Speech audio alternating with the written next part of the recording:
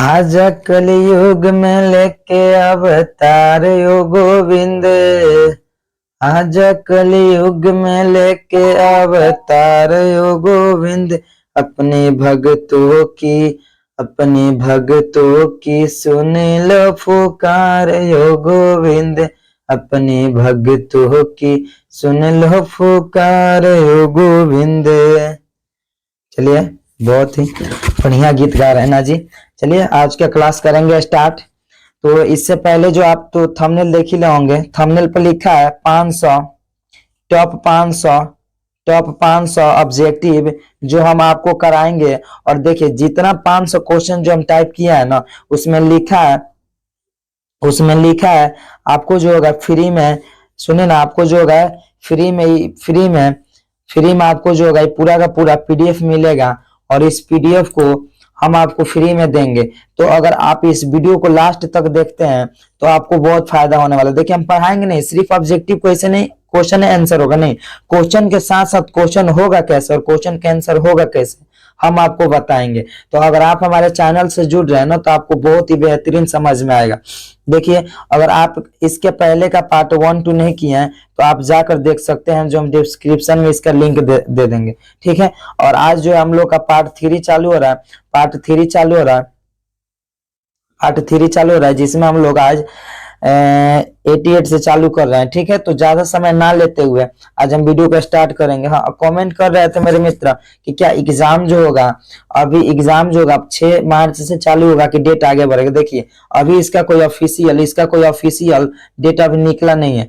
तो अभी जो है पहले बताया गया था कि 6, अगर देखिए एग्जाम जो है समय से हो जाएगा, हमको नहीं लग रहा है कि इसका डेट बढ़ाया जाएगा। तो हमारी जो तैयारी है बेहतरीन होनी चाहिए। देखिए एग्जाम की डेट की चिंता ना करें, बशर्ते कि अपनी एग्जाम की जो तैयारी है उसकी चिंता करे कि एग्जाम की तैयारी सिर्फ जो है रटा हुआ काम हो रहा है कि समझ कर याद कर रहे हैं। तो ज्यादा टाइम ना लेते हुए वीडियो को स्टार्ट करेंगे। पहला क्वेश्चन है यानी 88 नंबर क्वेश्चन है। भूमि जो एक या एक से कम कृषि वर्षा के लिए खेती के बिना छोड़ दी जाती है उसे डैश रूप में जाना जाता है। देखिए यहाँ पर जो होगा ना उसे डैश रहेगा, उसे डैश डैश के रूप में जाना जाता है। देखिए ना इसमें जो होगा आंसर दिया है सकल फसली क्षेत्र, कृषि योग्य बंजर भूमि, वर्तमान भूमि का मतलब दिया। इसका राइट आंसर क्या होगा? इसका राइट आंसर होगा वर्तमान प्रति। देखिए अगर किसी भी है, देखिए ये हुआ हमारा खेत, और इसको हम एक वर्ष के लिए हम छोड़ देते हैं तो क्या होता है, जमीन पर क्रिकेट खेलने वाला हो जाता है कि ना जी। हम इस पर यहाँ पर गाड़ते हैं और यहाँ से क्रिकेट खेलते हैं, ये क्या हो जाता है, पूरा का पूरा प्रति खेत हो जाता है। इसलिए इसमें क्वेश्चन को क्या किया, घुमा दिया। चलिए क्वेश्चन देखिए, इसमें आंसर जो गलत दिया, इसका राइट आंसर क्या होगा जी, वर्तमान प्रति होगा। इसका right answer option number C होगा, वर्तमान प्रति। चलिए क्वेश्चन अगले बढ़ते हैं। क्वेश्चन नंबर 89, राष्ट्रीय संघ किस संधि द्वारा बनाया गया था? राष्ट्रीय संघ किस संधि द्वारा बनाया गया था? तो देखिए राष्ट्रीय जो संघ है, राष्ट्रीय संघ वर्साई की संधि द्वारा बनाया गया था। इसका जो होगा राइट आंसर वर्साई की संधि द्वारा बनाया गया था। लेकिन अगर क्वेश्चन आपको दे दे कि कब बनाया गया था तो लिख दीजिएगा 1920 में। कब बनाया गया था? तो 1920 में। देखिए जो दिया वो नहीं आ सकता है, हम जो बता रहे हैं ना, हो सकता है उसको क्वेश्चन घुमा कर दे दे आपको। अगर पूछ दे कि राष्ट्रीय संघ किस संधि कब हुआ था तो 1920 में हुआ था। देखिए ये जो हुआ था, अगर पूछा काहे हुआ था, तो ये जो हुआ था ना प्रथम विश्व युद्ध के समाप्ति के बाद हुआ था। प्रथम विश्व युद्ध के समाप्ति के बाद हुआ था और 1920 में हुआ था। इसका उद्देश्य क्या था? क्वेश्चन है कि किसका उद्देश्य क्या था? तो इसका उद्देश्य था अंतर्राष्ट्रीय योगदानों को बढ़ावा देने की, शांति और सुरक्षा स्थापित करना था। देखिए इसका जो था क्या था कि जिसका उद्देश्य था अंतर्राष्ट्रीय सहयोगों को बढ़ावा देना और शांति और सुरक्षा स्थापित करना। चलिए अगर समझ में आया ना तो क्वेश्चन जो है समझ में आया तो वीडियो को लाइक कर दो, और चैनल को अभी तक सब्सक्राइब नहीं किया ना मेरे मित्र, चैनल को सब्सक्राइब कर दे। अगर आपको पीडीएफ चाहिए तो इस नंबर पर जो है आप मैसेज कर सकते हैं, आपको हम पीडीएफ भेज देंगे। देखिए हम आपको जो पीडीएफ भेज देंगे, आपसे एक पैसा नहीं लगेगा पीडीएफ के लिए, आपका जो सिर्फ सपोर्ट लगेगा, आपका जो है बस वीडियो को पूरा देखना है, समझ कर पढ़ना है। चलिए अगला क्वेश्चन है अल्लूरी सीताराम राजू कौन थे? तो इसका राइट आंसर होगा आंध्र प्रदेश का आदिवासी नेता था। ठीक है भाई, अगर ये तो क्वेश्चन आ गया तो मार देंगे, लेकिन अगर आ जाए कि ये जो है आदिवासी नेता थे अगर इसके क्वेश्चन आ जाए कि इनके बारे में बता रहे हैं क्या के उन्होंने जो इन सॉरी यार डर गया, ठीक है। अगर सुनो ना, ई जो थे का थे पूर्व घाट क्षेत्र में एक गुलेरा अभियान का नेतृत्व किया था। गुलेरा देखो किस अगर आ जाए कि गुरीला गुरीला अभियान का नेतृत्व किसने किया था? तो हम कहा मारेंगे जी अरुली सीताराम राजू। और सुनो ना, ये ऐसा व्यक्ति थे ना, ये ऐसा व्यक्ति थे जो ब्रिटिश सरकार के दमनकारी वन कानूनों और नीतियों के खिलाफ क्या किया था? आदिवासी लोगों को एकजुट कर लड़ाई लड़े थे ये जो थे। चलिए अगले क्वेश्चन की ओर बढ़ते हैं। अगला क्वेश्चन है भोपाल। देखिए बहुत बढ़िया क्वेश्चन है। भोपाल त्रासदी में किस गैस का रिश्वा हुआ था? भोपाल त्रासदी में किस गैस का रिश्वा हुआ था? इसका राइट आंसर जो होगा, इसका राइट आंसर हम बताते हैं, इसका राइट आंसर होगा मिथाइल आइसोसाइनाइट। लेकिन अगर पूछ दे क्वेश्चन में कि जो भोपाल त्रासदी किस वर्ष हुआ था तो क्या लिखेंगे ये बताओ ना। अगर पूछ दे कि किस वर्ष हुआ था तो क्या लिखेंगे?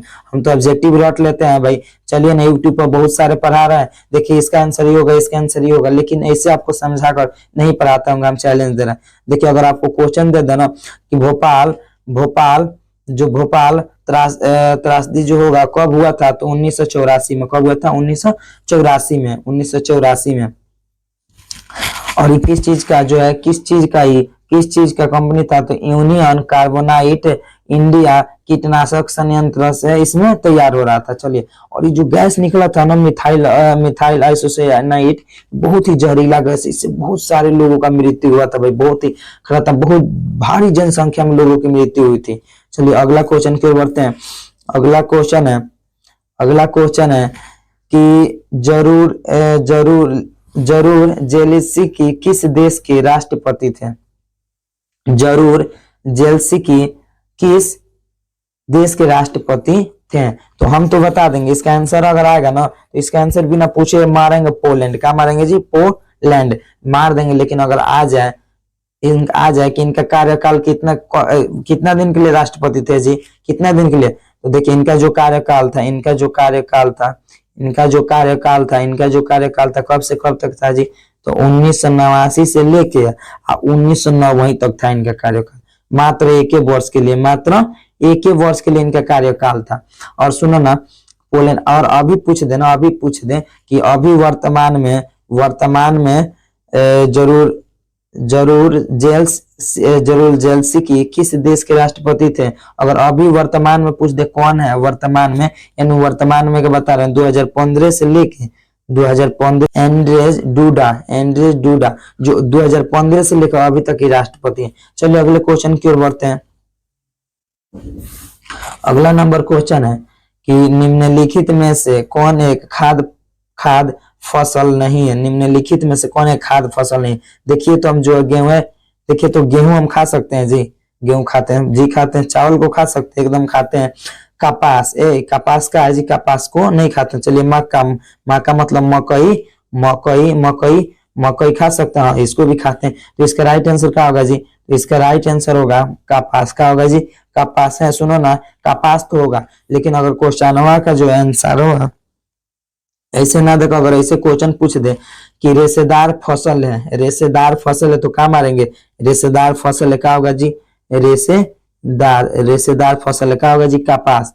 क्या होगा? कपास। चलिए अगले क्वेश्चन की ओर बढ़ते हैं।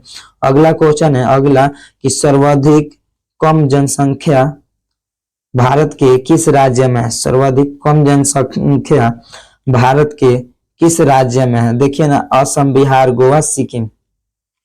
क्या होगा जी राइट आंसर इसका? तो देखिए इसका राइट आंसर होगा सिक्किम। इसका राइट आंसर क्या होगा जी? सिक्किम। यही ना होगा जी? इसका राइट आंसर होगा सिक्किम। लेकिन ये तो हुआ कि सबसे कम जनसंख्या वाला ना जी, कम जनसंख्या। अगर क्वेश्चन में पूछ दे कि सबसे क्या वाला, कम की जगह यहाँ पर हटा दे, कम की जगह क्या करे? हटा दे, और यहाँ पर हटा के पूछ दे अधिक जनसंख्या वाला, तब क्या मारेंगे जी? अधिक जनसंख्या वाला अगर दे दे तब क्या मारेंगे, तो इसका राइट आंसर होगा अधिक जनसंख्या वाला उत्तर प्रदेश। क्या होगा जी, उत्तर प्रदेश। सबसे अधिक जनसंख्या वाला राज्य कौन सा है जी, उत्तर प्रदेश। देखिए ना, अगर आपको वीडियो अच्छा लगा ना मित्र, तो वीडियो को लाइक कर दे और चैनल को सब्सक्राइब कर दे, और अपने मित्र के पास इस वीडियो को शेयर कर दे कि देखिए एक ऐसा भी चैनल है जो आपको समझा समझा कर क्वेश्चन, एक नहीं एक क्वेश्चन के बदले 2 3 4 क्वेश्चन बता देते हैं। ठीक है मित्र, और इसका पीडीएफ हम बताए ना आपको पीडीएफ फ्री में देंगे, आप चिंता मत कीजिए, बशर्ते कि इस वीडियो को लास्ट तक देखिए। चलिए अगला क्वेश्चन है, अगला क्वेश्चन है कि अगला क्वेश्चन है कि भारत में ब्रिटिश ईस्ट इंडिया कंपनी की स्थापना कब हुई। भारत में ब्रिटिश ईस्ट इंडिया कंपनी की स्थापना कब हुई, तो इसका जो राइट आंसर होगा, इसका राइट आंसर होगा तो इसका राइट आंसर जो होगा 1600 ईस्वी में होगी। 1600 ईस्वी में, 1600 ईस्वी में। देखो ना, हम आप बता रहे हैं क्वेश्चन, बस आप लोग ध्यान से देखिएगा, आप लोगों को ध्यान से देखना। 1400, सुनो, 1400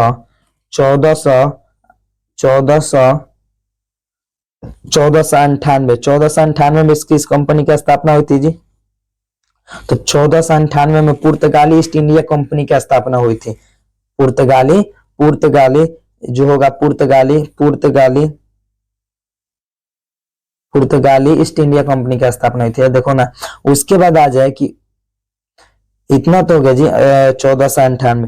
1498 के बाद किस कंपनी की स्थापना हुई थी, तो सीधे यहाँ पर लिखा है 1600 ईस्वी में भारत में ईस्ट इंडिया कंपनी की स्थापना हुई थी, हम जान गए।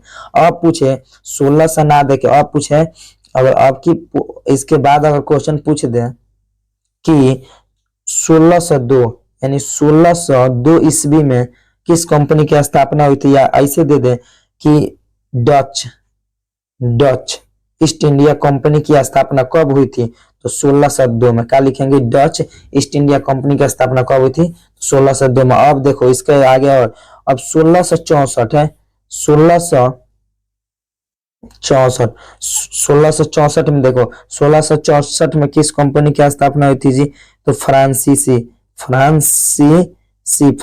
ईस्ट इंडिया कंपनी की, फ्रांसीसी ईस्ट इंडिया कंपनी की स्थापना कब हुई थी जी, ईस्ट इंडिया कंपनी की स्थापना, फ्रांसीसी ईस्ट इंडिया कंपनी की स्थापना कब हुई थी जी, 1664 में। आप देखो इसी में क्वेश्चन, इसी में एक नहीं कई क्वेश्चन बन रहा है, और इसमें से एक ना एक आएगा एग्जाम में, बता रहा ना, एक ना एक एग्जाम में आएगा। उसके बाद आ जाए 1765 में। देखो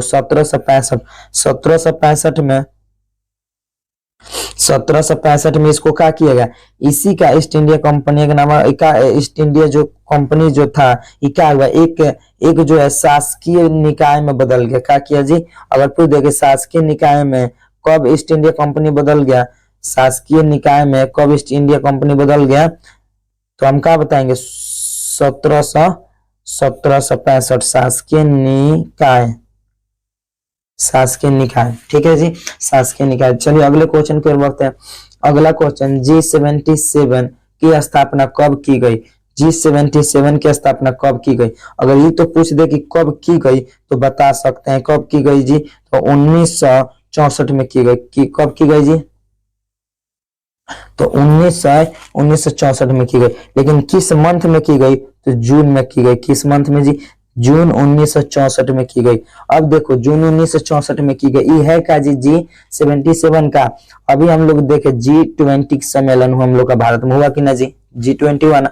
इसी प्रकार G77 अगर पूछ दे कि कितने देश मिलकर बनाया था, तो इस 77 जो था ना, विकसित देश मिलकर इस सम्मेलन का आयोजन किया था, और इस सम्मेलन का उद्देश्य क्या था जी, इस सम्मेलन का उद्देश्य था कि हमें आर्थिक हितों को बढ़ावा देना है। ठीक है जी, समझ में आया क्या है G77। आशा भाई आप नहीं भूलेंगे। देखिए हम क्वेश्चन जो है 20 ही क्वेश्चन कराएंगे, ज्यादा नहीं, लेकिन 20 क्वेश्चन के बदले हम लोग का 40 क्वेश्चन को समझ जाएंगे, याद कर लेंगे। सिर्फ देखते गए नहीं, सिर्फ हमको दिमाग में बैठाना है समझ के। चलिए अगले क्वेश्चन की ओर बढ़ते हैं। गंडक नदी को नेपाल में किस नाम से जाना जाता है, गंडक नदी को नेपाल में किस नाम से जाना जाता है। इसका आंसर ऑप्शन नंबर डी होगा, नारायणी। गंडक नदी को नेपाल में किस नाम से जाना जाता है, नारायणी के नाम से जाना जाता है। लेकिन अगर सुनो ना, पूछ दे कि इसकी उत्पत्ति नेपाल में तो बता रहा है कि गंडक नदी नेपाल में किस नाम से है, लेकिन अगर पूछ दे कि नेपाल में जो है इसकी उत्पत्ति नेपाल में नेपाल के डैश श्रेणी में हुई थी, किस श्रेणी में हुई थी, इसी को पूछ दे इसकी किस श्रेणी में, तो इसका होगा अन्नपूर्णा, अन्नपूर्णा श्रेणी में हुई थी, अन्नपूर्णा श्रेणी में हुई थी, अन्नपूर्णा श्रेणी में हुई थी। और यह नदी जो है ना वाल्मीकि नगर से लेके पश्चिम चंपारण से बिहार की सीमा में प्रवेश करता है और प्रवाहित होती हुई क्या होता है हाजीपुर के निकट गंगा नदी में मिल जाती है। ठीक है, अगले क्वेश्चन की ओर बढ़ते हैं। अगला क्वेश्चन है 2011 की 2011 की जनगणना के अनुसार बिहार में प्रति वर्ग किलोमीटर जनसंख्या घनत्व है। बिहार में ना जी, हाँ बिहार में। देखिए तो ये जो इसका राइट आंसर क्या होगा, 1106 व्यक्ति, 1106 व्यक्ति, इनका क्या होगा जी 1106 व्यक्ति। देखिए 2011 के जनगणना के अनुसार बिहार में जो है ना 1106 व्यक्ति प्रति वर्ग किलोमीटर जनसंख्या का घनत्व जो है ना वो जो देश में सभी राज्यों से अधिक है। जी सभी राज्यों से अधिक ही, सभी राज्यों से अधिक है। चलिए अगले क्वेश्चन की ओर बढ़ते हैं। अगला क्वेश्चन है कि निम्नलिखित में भारत के लिए कौन सा कथन सही है। देखिए भारत के लिए कौन सा कथन सही है, क्या यहाँ जो है इस 4 को ऑप्शन दिया है, देखो ना 4 ऑप्शन दिया है। पहला ऑप्शन दिया कि यहाँ धार्मिक सौहार्द का अभाव है, यहाँ धार्मिक स्वतंत्रता का अभाव है, यहाँ धर्म निरपेक्षता का सिद्धांत है। और चौथा ऑप्शन क्या दिया जी, चौथा ऑप्शन दिया कि यहाँ धर्म की प्रधानता है। देखिए इसका आंसर जो होगा, इसका आंसर ऑप्शन सी होगा कि यहाँ भारत एक ऐसा देश है ना, यहाँ धर्म निरपेक्षता है क्या देश है, लोकतांत्रिक और धर्म निरपेक्षता। भारत एक ऐसा देश है जो किसी भी धर्म को ऊंचा नहीं दिखाया जाता है हमारे भारत में, कि नहीं भारत एक ऐसा देश है कि इसमें हिंदुओं का जो है हम लोग हिंदू राष्ट्र बना दिया जाए या मुसलमान राष्ट्र बना दिया जाए। इसलिए जो है भारत क्या है, जो भारत है कि भारत क्या तो धर्म निरपेक्षता देश है, धर्म निरपेक्षता देश है और एक लोकतांत्रिक भी देश है कि सभी लोग क्या करते हैं अपना अपना मत देके इसको मत देकर लोकतांत्रिक देश बनाते हैं। चलिए अगले क्वेश्चन की ओर बढ़ते हैं। अगला क्वेश्चन बहुत बेहतरीन है।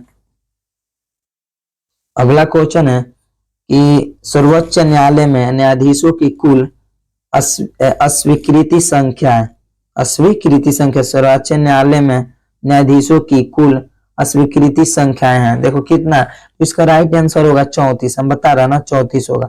लेकिन क्या इतना मैथ कर लेंगे हो जाएगा जी, नहीं। अगर पूछ देना कि 2019 में केंद्र सरकार ने उच्चतम न्यायालयों की कुल न्यायाधीशों की संख्या कितनी थी, तो क्या बताएंगे 31। 2019 में 31 थी और इसको कहा कि 2019 में केंद्र सरकार ने उच्चतम न्यायालयों की कुल संख्या न्यायाधीशों की 31 से 34 कर दिया। 31 से बढ़ाकर क्या किया 34 कर दिए। चलिए 31 से बढ़ाकर 34 कर दिया। तो अब जो है, अब हम बताओ अगर ये क्वेश्चन अगर आ जाए तो फिर पड़ेगा जी, नहीं पड़ेगा। अगला क्वेश्चन है, सुनो ना, अगला क्वेश्चन है राणा प्रताप सागर बांध अवस्थित है। राणा प्रताप सागर बांध अवस्थित है, देखो ना उड़ीसा, उत्तराखंड, आंध्र प्रदेश, राजस्थान, कहाँ है जी। तो देखो हम सीधे बता सकते हैं कि राजस्थान में। इसका राइट आंसर क्या होगा जी, राजस्थान होगा। लेकिन अगर इसी क्वेश्चन को थोड़ा सा घुमा दे और पूछ दे कि जो बताइए कि राणा प्रताप सागर बांध राजस्थान के किस नदी पर अवस्थित है, राणा प्रताप सागर बांध राजस्थान के किस नदी पर अवस्थित है, तो क्या बताएंगे जी, चंबल, ठीक है चंबल नदी पर। क्या जी, चंबल नदी पर जो है राजस्थान के किधर के, हाँ राजस्थान के चंबल नदी पर क्या स्थित है। चलिए जी अगले क्वेश्चन की ओर बढ़ते हैं। अगला क्वेश्चन है कि आधुनिक युग में प्रत्यक्ष लोकतंत्र कहाँ है? बताओ, ये बहुत बढ़िया क्वेश्चन है। आधुनिक युग में प्रत्यक्ष लोकतंत्र कहाँ है? ये जितना क्वेश्चन हम आपको बता रहे हैं ना, ये हर बार एग्जाम में पूछा गया। आप देखिएगा प्रीवियस ईयर का क्वेश्चन, देखिए क्वेश्चन पूछा है कि नहीं। और 500 हम ऐसा क्वेश्चन तैयार किए हैं, 500 ऐसा क्वेश्चन तैयार किया है ना, जो आपके एग्जाम में सीधे इसमें से 500 में 20 क्वेश्चन आएगा। 20 क्वेश्चन आएगा और आपको 20 नंबर मिलेगा, 20 नंबर मिलेगा, ये हमारी गारंटी है।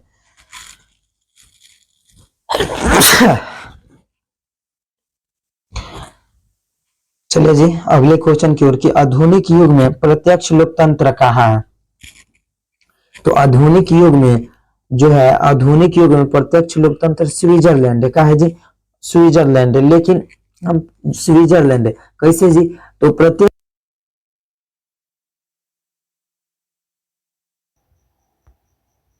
देखिए अगला क्वेश्चन यानी 103 नंबर क्वेश्चन हम जान रहे हैं, ठीक है। 500 में जो है, 500 में हम 103 नंबर क्वेश्चन पर आ गए हैं।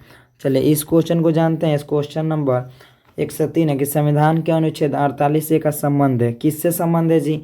तो वन जीवों तथा प्राकृतिक संसाधनों के संरक्षण से संबंध है। चलिए अगला क्वेश्चन जानते हैं। अगला क्वेश्चन जानते हैं। अगला क्वेश्चन 104 नंबर, कि पहला पहला संथाली जिसने अंग्रेजों पर हथियार उठाया था कौन है जी? पहला बिरसा मुंडा, कान्हू, तिलक माझी या सिंधु, कौन होंगे जी? तो तिलक माझी। देखो तिलक माझी एक ऐसे व्यक्ति थे, तिलक माझी एक वैसे व्यक्ति थे जिन्होंने क्या किया था अंग्रेजों के प्रति। एक आदिवासी व्यक्ति था, आदिवासी, एक आदिवासी व्यक्ति ने क्या किए थे? अंग्रेजों के प्रति अपना जंग छेड़ दिया था। चलो भाई अगला क्वेश्चन है कि पंचायती राज्य का वर्णन संविधान के किस अनुच्छेद में किया जाता है? तो पंचायती राज्य का वर्णन किस में किया? तो अनुच्छेद 40 में किया जाता है। हम आपसे क्वेश्चन पूछ रहे हैं, आप कमेंट करेंगे कि पंचायत में कितना बार ग्राम सभा का आयोजन किया जाता है? एक साल में पंचायत में कितना बार ग्राम सभा का आयोजन होना चाहिए? आप कमेंट करेंगे। चलिए अगला क्वेश्चन है कि वर्ष 1948 में जर्मनी की मुद्रा का नाम क्या था? वर्ष 1948 में, तो देखिए वर्ष 1948 में जर्मनी का मुद्रा का नाम डायच मार्क था। लेकिन अगर वो अभी पूछ दे कि वर्तमान में जर्मनी की मुद्रा का क्या नाम है, वर्तमान में अभी जर्मनी की मुद्रा का क्या नाम है? यूरो। यूरो ये क्या है जी? तो वर्तमान में है, वर्तमान में है। यह अभी क्या है जी? वर्तमान में है। अगला क्वेश्चन है कि लक्ष्मी सागर झील कहाँ स्थित है? लक्ष्मी सागर झील कहाँ स्थित है? तो अगर दरभंगा, बेगूसराय, चंपारण, सुपौली, कहाँ है जी? तो हम बताएंगे इसका राइट आंसर होगा दरभंगा। लक्ष्मी सागर झील कहाँ स्थित है जी? तो दरभंगा। चलिए अगली क्वेश्चन जो है, अगली क्वेश्चन किस आधार पर लोकतंत्र को सर्वोत्तम शासन कहते हैं? तो जनता पर अधिकार आधारित। देखिए जनता पर कैसा, हम बोले थे ना अभी जो क्वेश्चन आया था कि लोकतांत्रिक कैसा होता है? जो जनता के द्वारा, जनता के लिए और जनता द्वारा चलाया गया शासन का होता है, एक लोकतांत्रिक देश होता है। चलो अगला क्वेश्चन है कि दुर्गावती, बस आज के लिए इतना ही रहने देते हैं। देखिए अभी तक हम कल का जो क्लास करेंगे फिर इसी टाइम पर 109 क्वेश्चन के आगे जो है कल का टारगेट रहेगा कि हम लोग 200 क्वेश्चन जो है कर लो। अगर इस वीडियो पर 500 लाइक आ जाता है, 500 लाइक आ जाता है तो हम अगली वीडियो कल जो है 500 पूरा का पूरा 109 से लेके हम लोग 200 क्वेश्चन करेंगे और आपको जो है PDF हम फ्री में देंगे, ठीक है। तो अगर क्लास अच्छा लगा हो तो वीडियो को लाइक कर दें, चैनल को सब्सक्राइब कर दें। इसी हौसले के साथ मिलते हैं अगली क्लास में, तब तक के लिए जय हिंद, जय भारत।